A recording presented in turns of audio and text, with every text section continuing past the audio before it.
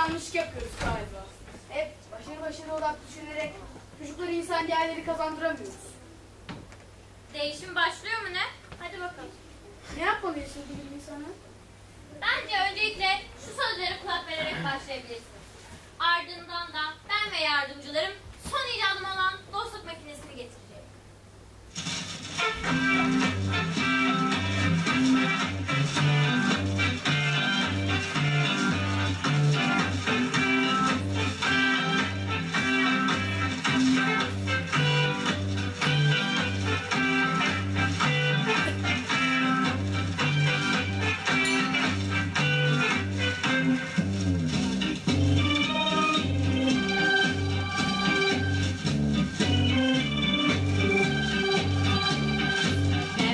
Düşlerimin beyaz ülkesinde ne gerçeği anlat ne de yalan söyle.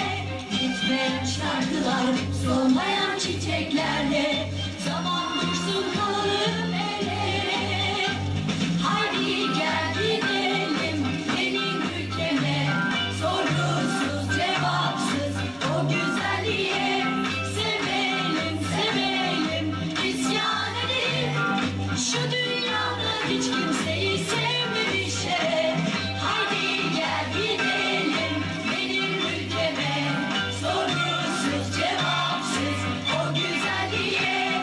Sevelim sevelim isyan edelim, kendinden çok hiç kimseyi sevmemişler. Kendinden çok hiç kimseyi sevmemişler. İşte son icadım olan dostluk. Sardunya hastanede yok. Haber de alamadı. Çok endişeliyiz. Sakın boşuna Kötü yok. Kötü yasaklı kelime. Sizler orada ne yapıyorsunuz? Ben de tam yeni icadım olan dostluk makinesini tanıtıyordum ki sizler lafımı boğdunuz. Dokunmayın. Gerçi artık kullanmanıza gerek kalmadı çocuklar, anladık sizi. Evet, şu cüz harfleri dağıt çocuklara. Kübra, Temel, Lale, Estina, Sude ve Orkun, buradayım.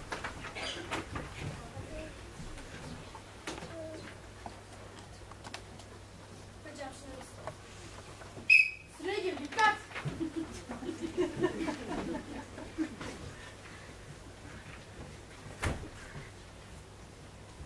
ve harfleri yan yana getirdiğimize göre geriye tek bir eksiğimiz kaldı. O da içimizdeki tüm güzelliklerin ve iyiliklerin merkezi olan kalp. Bakın şimdi kim geliyor? Bakın şimdi kim geliyor?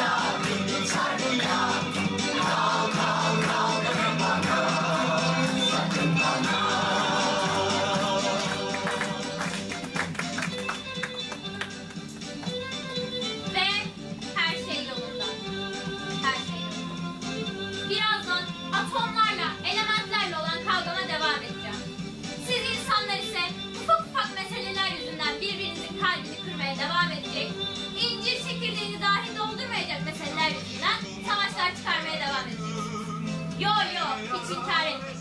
Sonra gelip bana sizi doğru yola götürecek makineler üretmemi isteyeceksiniz. Gördünüz işte. Her şey sizin içinizde. İyilikte, kötülükte. Peki siz hangisini kullanacaksınız? Gördüğünüz